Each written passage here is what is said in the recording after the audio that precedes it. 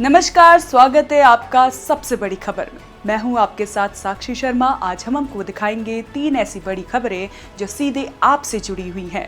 एक तरफ दुबई में एशिया कप का महामुकाबला, जहां टीम इंडिया ने पाकिस्तान को 7 विकेट से हराकर इतिहास रचा और एक ऐसा बड़ा संदेश दिया जो खेल से कई बड़ा है।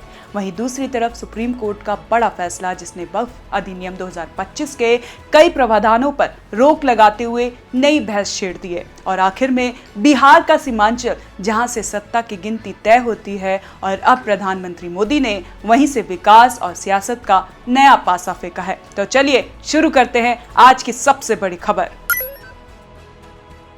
दुबई में रविवार को हुआ भारत पाकिस्तान का महामुकाबला और नतीजा वही आया जो करोड़ों भारतीय चाहते थे। भारत ने पाकिस्तान को 7 विकेट से हराकर न सिर्फ मैच जीता, बल्कि खेल के मैदान में पाकिस्तान को करारा जवाब दे दिया। लेकिन इस जीत से ज्यादा चर्चा हो रही 2 बातों की। पहली, भारतीय कप्तान सूर्य कुमार यादव का नो हैंडशेक मूवमेंट, और दूसरी, इस जीत को पहलगाम आतंकी हमले के पीड़ितों और आर्म्स फोर्स को समर्पित करना। सूर्य कुमार यादव ने मैच के बाद साफ कहा, ये जीत देश के लिए है, ये जीत हमारे सैनिकों के नाम है। और सबसे अहम, जब उनसे पूछा गया कि पाकिस्तान के खिलाड़ियों से हाथ क्यों नहीं मिलाया गया, तो सूर्या का जवाब साफ था, हम सिर्फ खेलने आए थे, दोस्ती करने नहीं। पाकिस्तान को हमने खेल के मैदान पर भी जवाब दिया है। देखिए कैसे बार बार पाकिस्तान भारत के आगे लगातार हार रहा है। कभी बॉर्डर पर भारतीय सेना से पटखनी खाता है, फिर भारतीय टीम सरेआम खेल के मैदान में बुरी तरह उसे ढो डालती है। टॉस से लेकर मैच के अंत तक सूर्या ने पाकिस्तान को नजरअंदाज किया और इस नो हैंडशेक मूवमेंट ने करोड़ों भारतीय दिलों को जीत लिया। सोशल मीडिया पर ये तस्वीरें वायरल हो गई। लोग कह रहे हैं कि भारत ने सिर्फ क्रिकेट नहीं खेला, बल्कि पाकिस्तान को सबक भी सिखाया। सोचिए, मैच से पहले देश में बॉयकॉट की अपील चल रही थी। लोग कह रहे थे कि भारत को पाकिस्तान से मैच ही नहीं खेलना चाहिए, लेकिन भारतीय टीम ने खेला भी और पाकिस्तान को हराकर दिखा दिया कि अगर हमें छेड़ोगे तो छोड़ेंगे नहीं।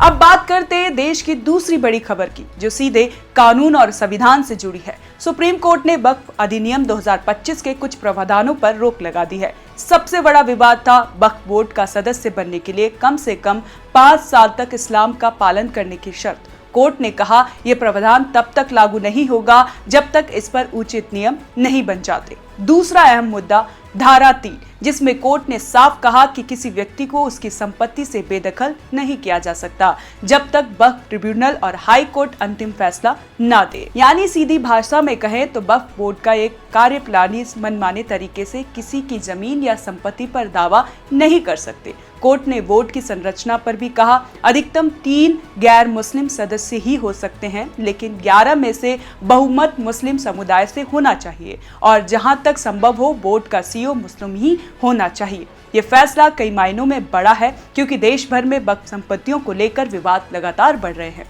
सुप्रीम कोर्ट ने साफ कर दिया कि संपत्ति के अधिकार पर कोई भी संस्था, कोई भी बोर्ड मनमाना फैसला नहीं ले सकती। और अब बात तीसरी बड़ी खबर की, बिहार के सीमांचल की। बिहार की राजनीति में सीमांचल को हमेशा से किंग मेकर की भूमिका में देखा जाता है। यहाँ की 24 विधानसभा सीटें सत्ता की कुंजी होती हैं, और इसी के इलाके से अब प्रधानमंत्री मोदी ने बड़ा सियासी दांव चला है। पूर्णिया से पीएम मोदी ने सीमांचल को 36,000 करोड़ की विकास परियोजनाओं की सौगात दी है। मिथिलांचल, चंपारण और मगध के बाद अब मोदी की नजर सीमांचल पर है। सीमांचल पर मुस्लिम आबादी भी अच्छी खासी है, और यही वजह है कि इस इलाके को विपक्ष का परंपरागत गढ़ माना जाता है। लेकिन अब बीजेपी यहाँ विकास का एजेंडा लेकर मैदान में उतरी है। पीएम मोदी ने कहा, सीमांचल का विकास ही बिहार का विकास है, हम यहाँ रोजगार, शिक्षा और इंफ्रास्ट्रक्चर लाकर दिखाएंगे। अब बड़ा सवाल ये कि क्या सीमांचल में पीएम मोदी का ये मास्टर स्ट्रोक बिहार की राजनीति का गणित बदल देगा, या फिर यहाँ की सामाजिक और धार्मिक समीकरण बीजेपी के लिए चुनौती साबित होंगे। तो ये थी आज की सबसे बड़ी खबरें। दुबई में पाकिस्तान पर भारत की शानदार जीत और नो हैंडशेक का बड़ा संदेश, सुप्रीम कोर्ट का वक्फ एक्ट पर अहम फैसला, और बिहार के सीमांचल से पीएम मोदी का मास्टर स्ट्रोक। यानी खेल हो या कानून या फिर राजनीति, हर जगह बड़ा संदेश यही है कि भारत अब ठान ले तो बदल कर ही दम लेता है। तो कैसी लगी आपको ये जानकारी, हमें कमेंट कर जरूर बताएं, और देखते रहें ONOG न्यूज।